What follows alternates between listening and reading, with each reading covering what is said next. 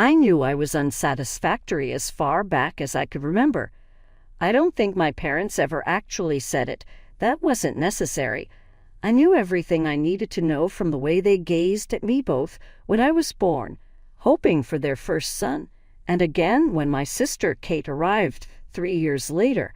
I was their firstborn daughter, Maya, and I felt inadequate. I overheard Mom saying to Dad, maybe the next one will be a boy, shortly after Rebecca was born. However, there would not be a subsequent one. Mother was unable to conceive again due to complications encountered during the delivery of Kate. Their hopes of one day welcoming grandsons from their daughters had to be shelved for the time being. Even though we lived in a little suburban house, I remember how fast Kate learned to control our parents. Whenever she blinked, her large brown eyes would disappear like ice cream on a hot summer day. I learned to depend on myself instead of chasing after attention that would never come my way, and I became more self-reliant as a result. Kate was a master manipulator. She knew just what to do to achieve her goals. Even though I had enough to eat, a safe place to live, and an education, I was never really warm and fuzzy inside. I came to terms with it and eventually fortified my inner defenses so that I could fend for myself. During my final year of high school, I declared over dinner that I was going to major in economics. From across the table, Mom and Dad exchanged glances. "Are you sure, honey?" As she hesitated to put the fork to her mouth, Mom inquired, "That's such a technical field." Dad gave a knowing nod. "What about something more suitable for a young lady? Teaching, maybe, or nursing?" I refused to budge. Acceptance to State University has already been extended to me. A partial scholarship would be appropriate given my academic performance. "Well," Mom moaned, "I guess it's up to you." Her voice's disapproval had grown so familiar by this time that it was almost reassuring. From her seat across the table, high school student Kate grinned. She told our parents, "I'm thinking of studying psychology," and their faces lit up. "That's wonderful, sweetheart." "Mom," she gloated, "you've always been so good with people." As I stirred my peas around the plate, I allowed the sound of their words to envelop me like gentle murmurs. The futility of trying to win their approval was something I'd realized a long time ago. Rather, I looked ahead, anticipating the freedom that college would offer. While I was a sophomore at State University, I met James. We happened to run into each other at the library's finance section. He was a senior studying economics. We met when he picked up my statistics textbook after I dropped it. While returning my book to me, he inquired, "Are you enrolled in Professor Martinez's macro class? Aren't you? I've seen you asking all the smart questions." Not used to people taking notice of me in a good way, I turned red. "Yeah, that's me. The annoying one who keeps the class running late." "Very little bother," he said with a smile. "To be more specific, I was hoping we could get coffee together sometime. I could fill you in on the specifics of the advanced classes you'll be attending in the coming year." After going out for coffee, we ended up having supper, which led to movie nights, and eventually we became inseparable. I had never before experienced being so noticed and valued. James truly liked me without making any comparisons. He accepted me just as I was. James got a job with Anderson Consulting once he graduated, and I was able to finish school. We decided to move in together the moment I graduated. After he patiently waited for me, we were able to secure a modest apartment downtown. It lacked charm, but was ours. While visiting my parents for the first time, I introduced him as James and introduced each of my parents. Their attitude took a dramatic and unexpected turn. "Oh, James." There was a near squeal from Mom. "It is with much pleasure that we now greet you. Are you planning to spend Thanksgiving with us? Is it Christmas?" "The two." Dad gave him a shoulder tap. "Everyone has been talking about you, son. Your job description is here. Maya asserts that you work in the financial sector." Son piqued my interest. Even if it was via marriage, they were finally receiving the boy they had always desired. As I observed, They were completely enamored with James, inquiring about his future goals and when he would be ready to settle down. Sitting in the corner at these family gatherings, Kate, who was still living at home after graduating and hadn't found a steady boyfriend, looked at us with a piercing gaze. I got to be the sister who wanted something bad enough that she couldn't resist it for a change. James quietly proposed after a home supper after they had been living together for a year. In spite of my parents' desires for a grandiose ceremony, I promptly said yes, and we settled on a modest, private ceremony. "It's the day you've been waiting for," Mom disagreed. "Don't you want something more special?" "This is special," I echoed with conviction. "It's exactly what we want." With only immediate relatives and close friends present, the intimate garden ceremony was picture perfect. After our wedding ceremony, James and I returned to our apartment as husband and wife after celebrating with a beautiful dinner reception. We started our married life at the same place we had started our life together, and it seemed perfect.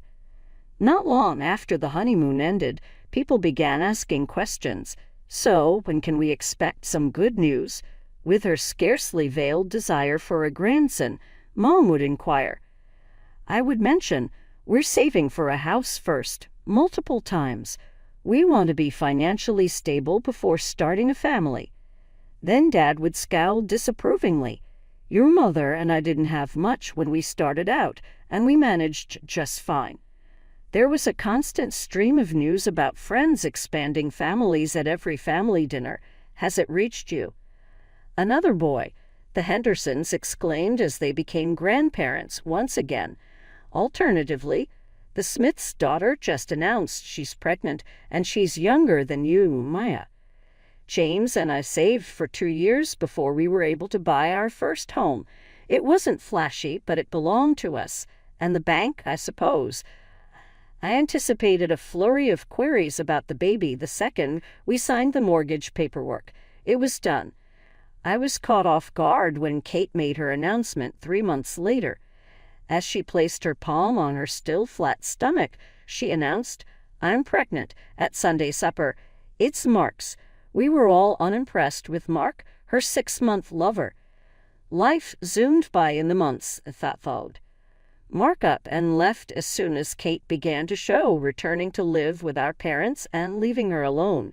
Instead, than viewing their impending grandchild as a cause for scandal or shame, my parents turned their house into a shrine. You would have thought little Emily was born a princess. They essentially turned their lives upside down to help raise their granddaughter, transforming Kate's former room into a nursery and buying every baby thing imaginable. "Isn't she perfect?" Whenever we visited, Mom would rock Emily while cooing. "Don't you just want one of your own, Maya?"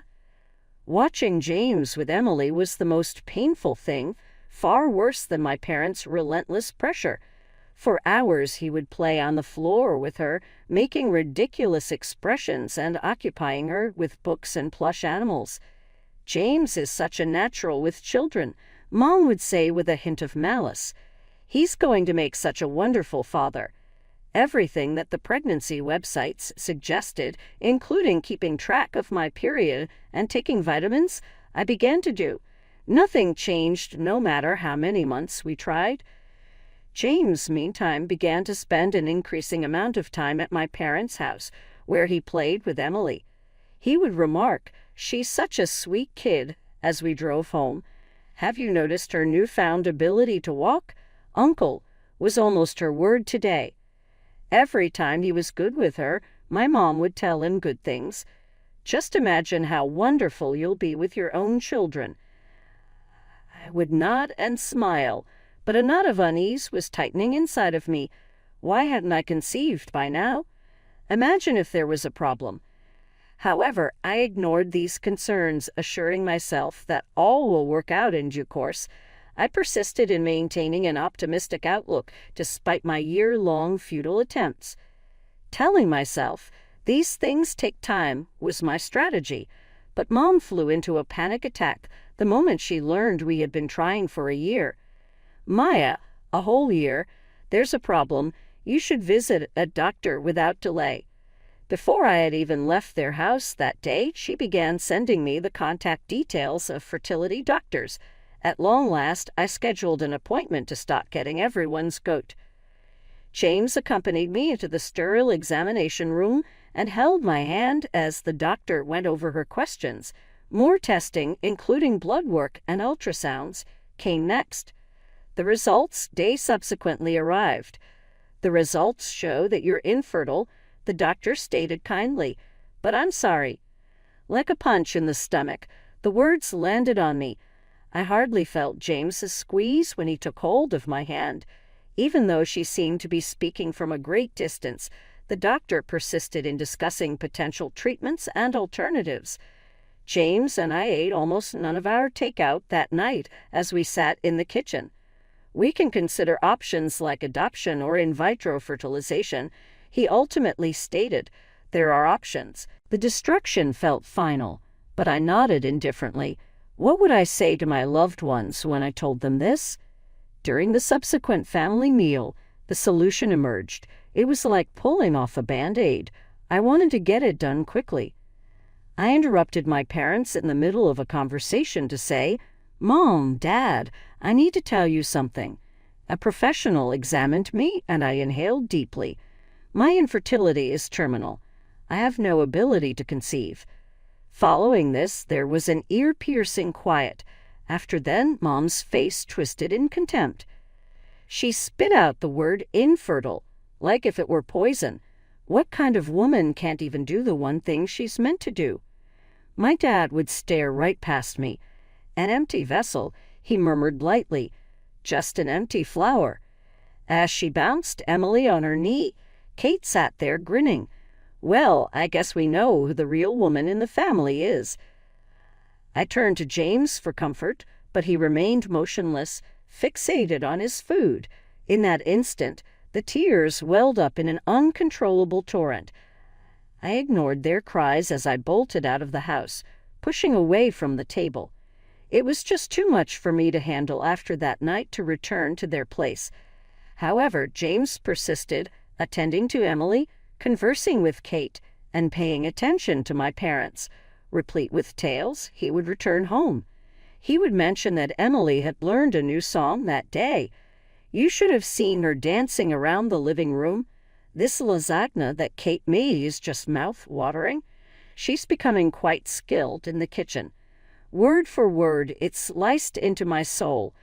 James's regular breathing kept me up at night, and I wondered whether he was mad at me because I couldn't have children.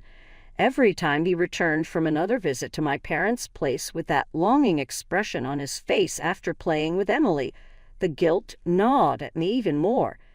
On an ordinary Tuesday, everything in my world came crashing down. James loves Chinese takeout, so I brought him some when I got off work early. The home, however, was dim and deserted.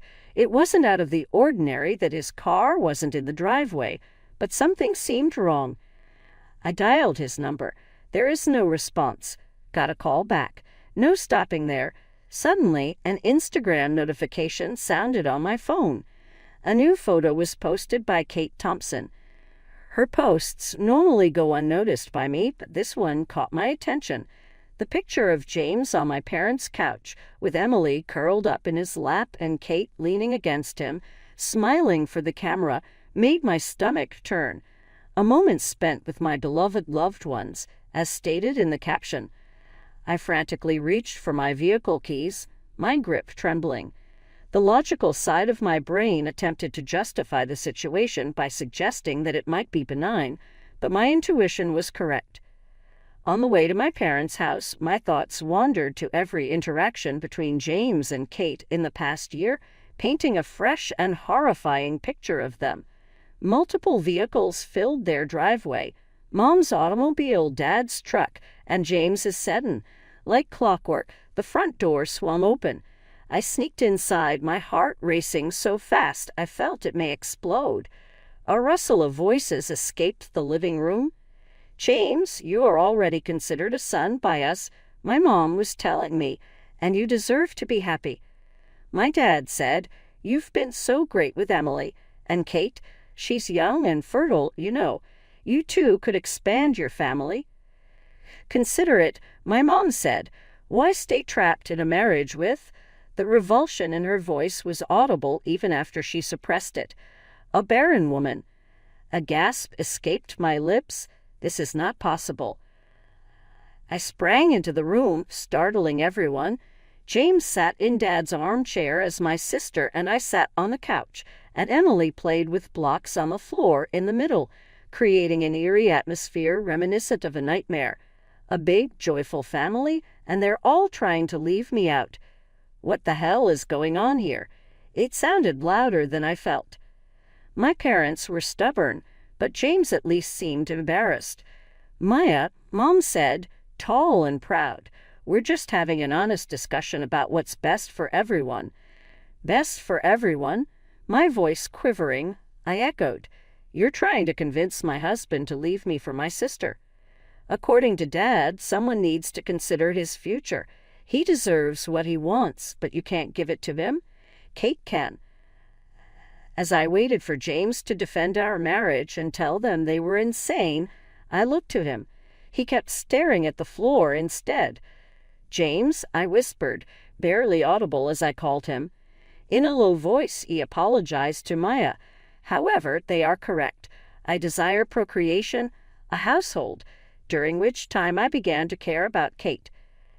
As she extended her hand to place it on James's arm, Kate couldn't help but grin.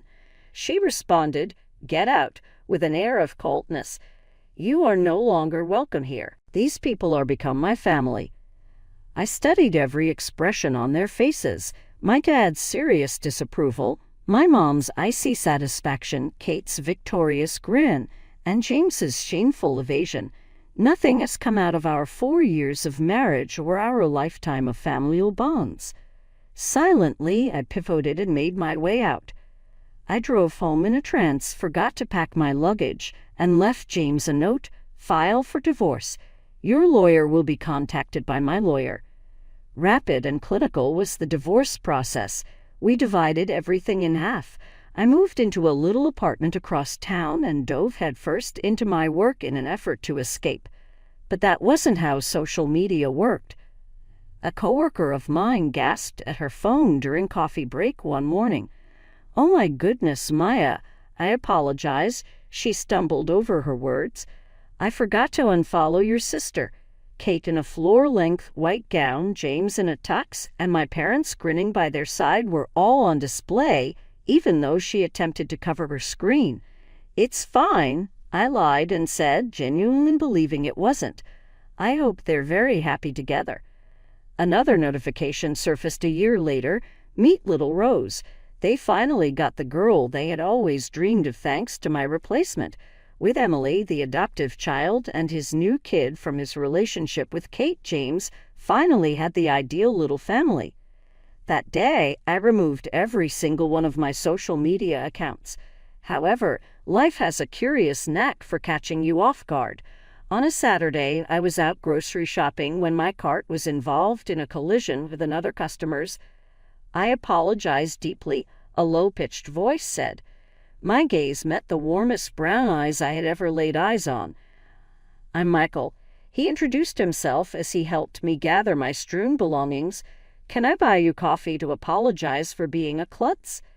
After just one coffee, our supper had evolved into a dating relationship, and before I knew it, I was falling head over heels again. On the other hand, I started out being forthright this time. "I finally broke the news to you 6 months into our relationship over dinner. My infertility is terminal. I am unable to form a family."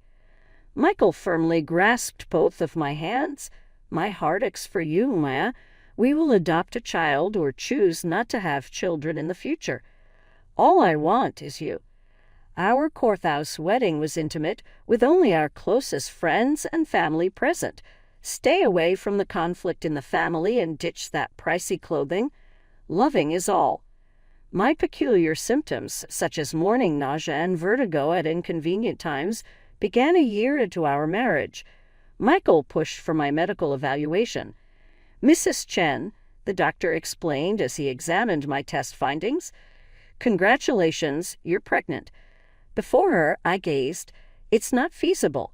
The test results came back negative. I can provide evidence from my tests. She softly grinned. There are moments when the human body seems enigmatic. Even when infertility is officially diagnosed, pregnancy can still happen. It's not often, but it does occur. On that fateful night, Michael and I sobbed together in a mix of delight, disbelief, and optimism. My family was kept in the dark. They were no longer entitled to partake in my joy. 9 months down the road, I finally got to hold my gorgeous, perfect baby boy, a 7-pound, 6-ounce bundle of joy. Together with Michael, I gave him the name Alexander, meaning defender of mankind. Seeing his little face filled me with nothing but unconditional love. I felt zero remorse, fury, or resentment. A lovely rhythm has settled into life. I had all I needed. Alexander, who was 2 years old, and Michael, who was the ideal father. We often enjoyed cozy home-cooked meals more than going out to restaurants. But that night, we celebrated Michael's promotion at Lamb's Zone, a chic French spot in the city center. At that moment, I beheld them. For a while, I felt like I was dreaming. However, that was not the case. My sister Kate was seen in a passionate hug with a man who was surely not James. They were concealed at a booth on the corner, but not sufficiently so. Ignoring everything else, she ran her fingers through his hair and kissed him passionately. I retrieved my phone and secretly snapped a few shots, my palm quivering with nerves. The images were still legible despite the low light. Everyone could see that something was happening. "Maya," my arm was touched by Michael. "Are you all right? You seem so pale now." I handed him the pictures. "That's Kate with someone who isn't her husband." Michael's jaw clenched. His knowledge of our past included the actions of Kate and James toward me. "Are you going to send those to him?" For a moment, I considered pressing the send button. Doing it would be a breeze. Just like they destroyed my ideal family, I could destroy theirs with the press of a button. But no, finally I suggested putting the images in a safe place. I'm better than them. 1 year elapsed. My obstinate chin and Michael's sympathetic gaze were shaping Alexander into a handsome, talented young man. We decided to take advantage of the great weather by strolling to a local park while visiting a buddy who lived in my former neighborhood, which was something I rarely did. It occurred at that moment. For some reason, just as we were about to turn the corner by the neighborhood grocery store, we saw Mom, Dad, Kate, and James loading up their car with groceries. They noticed us just when we noticed them. Their first move was to act as if we were complete strangers by turning aside and sticking our heads out. Alexander, who was cradling my hand while babbling on about the toy truck he had brought to play at the park, became the center of attention. With that, Mom halted. Who is this?" Or I could have chosen to disregard them. Probably should have. However, I was halted by an object. As I spoke calmly and steadily, I introduced my kid, Alexander. Kate chuckled harshly. "Oh, I'm sorry.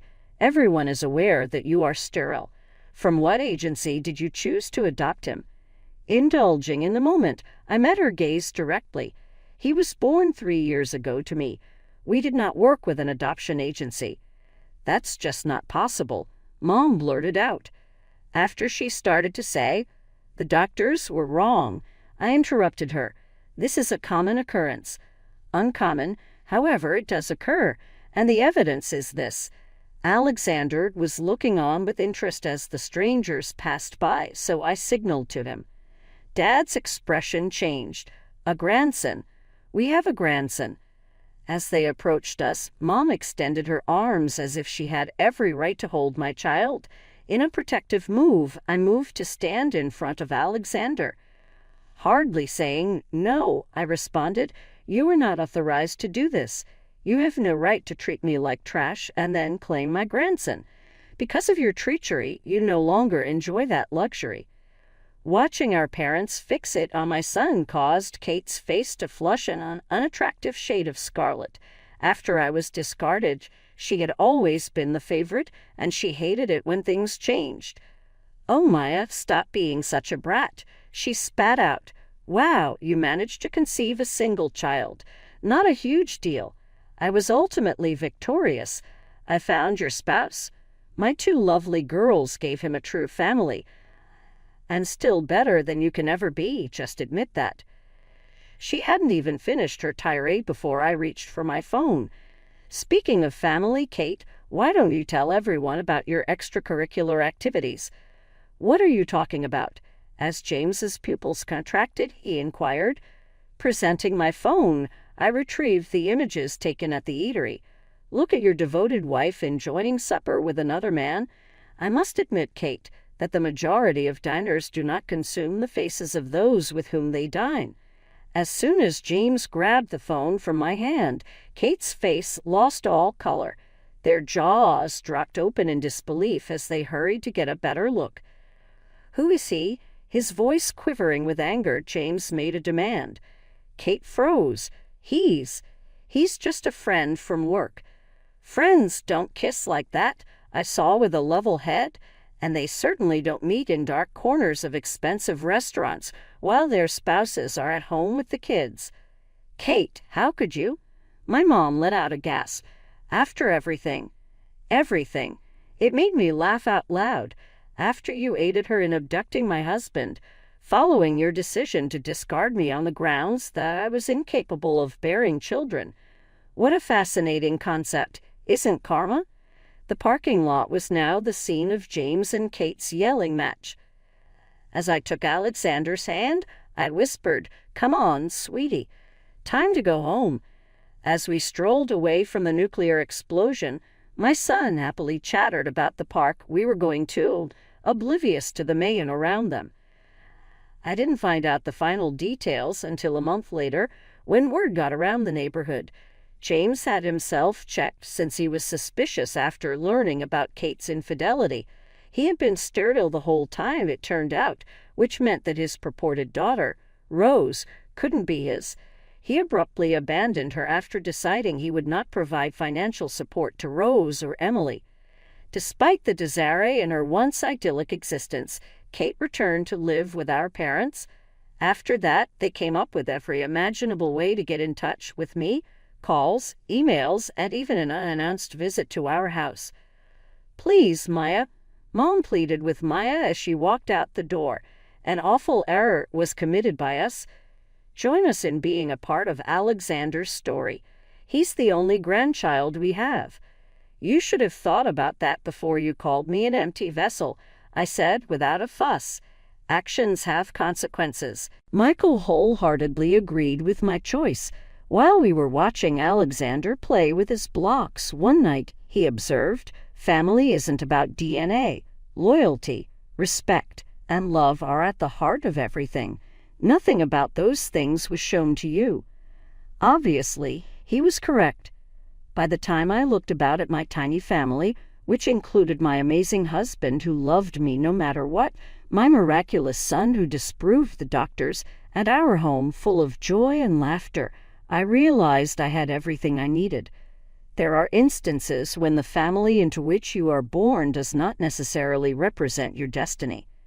You gotta make your own path with the ones who will choose you back every now and then. Michael was my choice, and I was his. From the moment he blinked, spoke, or took his first steps, Alexander returned the favor. That is the essence of true family, and I really wouldn't change a thing.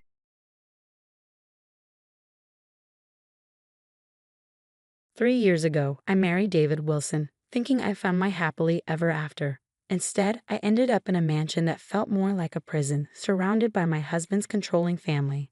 Let me paint you a picture of my daily life. Every morning, Nancy, my mother-in-law, would greet me with her sugary sweet tone, dripping with condescension. "Karen, darling, where are you going dressed like that?" she'd ask. "To work, as usual," I'd reply, already bracing myself for her next demand. "Don't forget to transfer your paycheck to the family account," she'd remind me, her smile never quite reaching her eyes. "We need to manage our resources together." At first, I went along with it, eager to fit in, to be part of the family. But soon, I felt the walls closing in. So I started secretly keeping a portion of my earnings. I had to, something didn't feel right. David began monitoring my every move, checking my phone records under the guise of concern. "Who were you talking to for so long?" he'd ask, his eyes narrowing. "Just Sarah from work." I'd lie, discussing a project. "Mother thinks you spend too much time on your phone," he'd warn. "Maybe we should switch to a basic plan." Even my sister-in-law, Jessica, made things worse with her constant prying.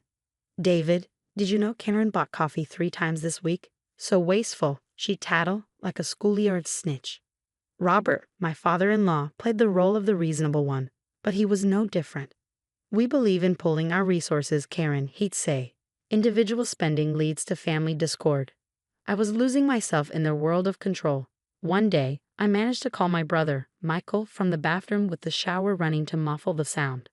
"Sis, this isn't normal. You need to get out," he urged. "I'm trying," I whispered. "I've been saving up, but it's not easy." "This isn't love, Karen. It's abuse." David wasn't always like this, but Nancy had poisoned him against me. Last night, he came to me with a chilling request. "Baby, Mom thinks we should have access to each other's emails. You don't have anything to hide, right?" "What about privacy, David?" I challenged him. "Of course I trust you, but family transparency is important," he insisted. "Mother says." "What about what I think?" I snapped. "Or does only your mother's opinion matter now?" He glared at me, his face hardening into someone I barely recognized. Now, as I write this, I'm preparing for another secret meeting with Sarah. She's the only friend I have left, the only one they haven't managed to scare away. My hidden savings are growing, tucked away in a place they'll never think to look. But one wrong move, and everything could fall apart. My name is Karen Wilson, and this is my story of survival in the golden cage of the Wilson family mansion. But my secret didn't stay hidden for long. "What's this, Karen?" Jessica's shrill voice pierced the air as she barged into the living room, waving my savings book like a trophy. My heart stopped. She'd found my stash.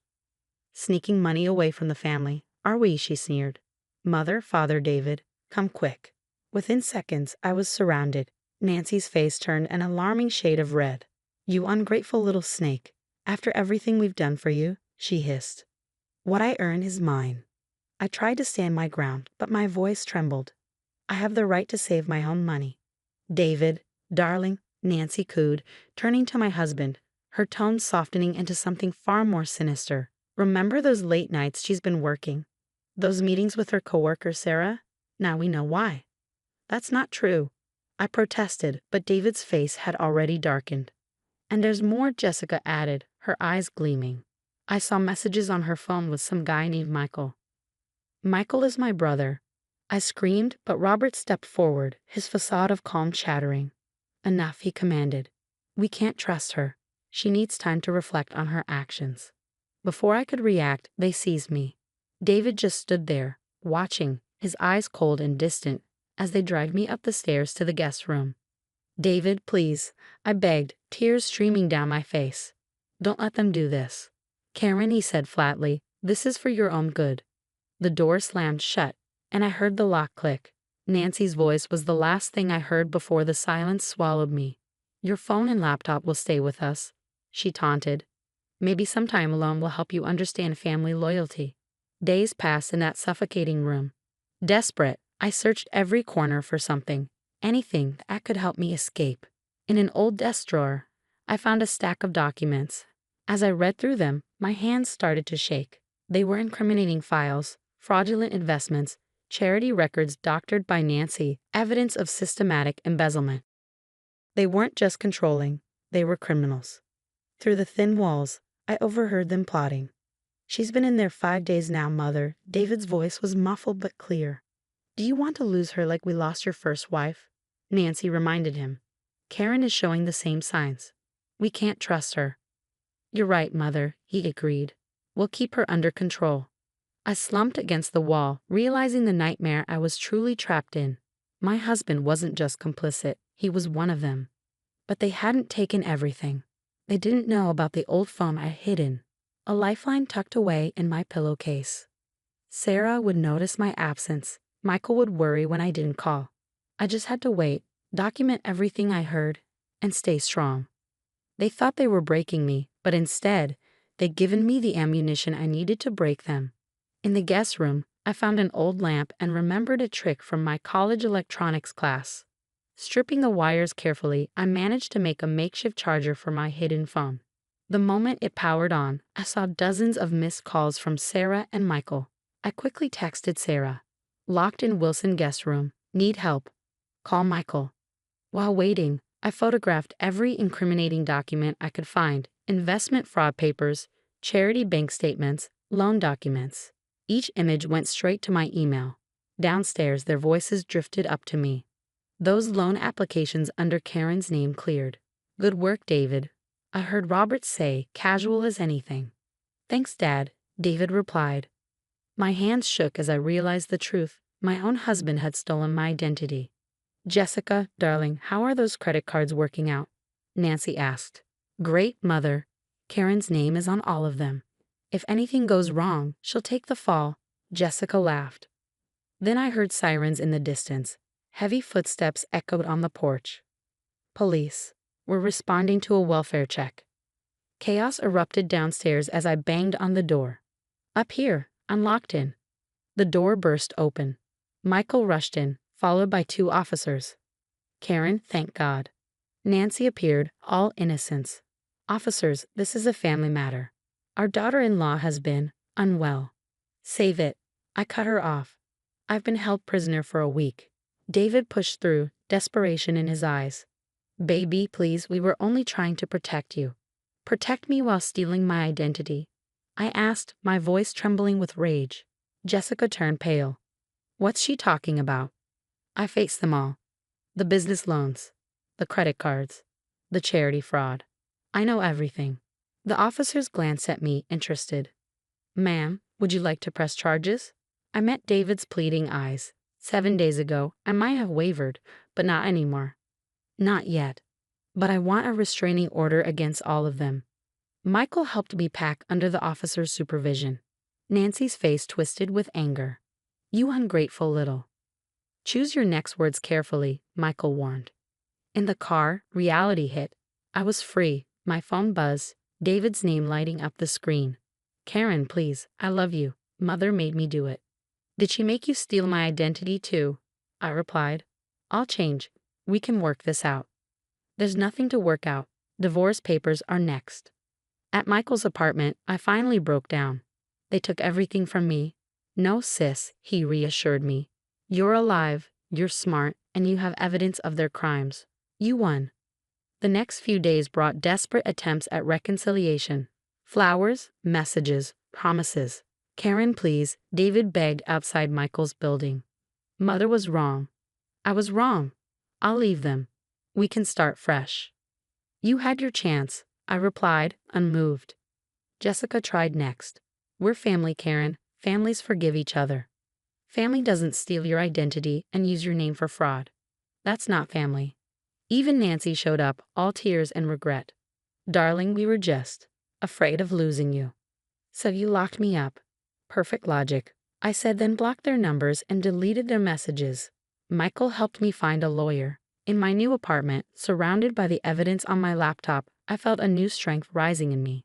The scared, compliant Karen was gone. In her place stood someone stronger, someone ready for justice.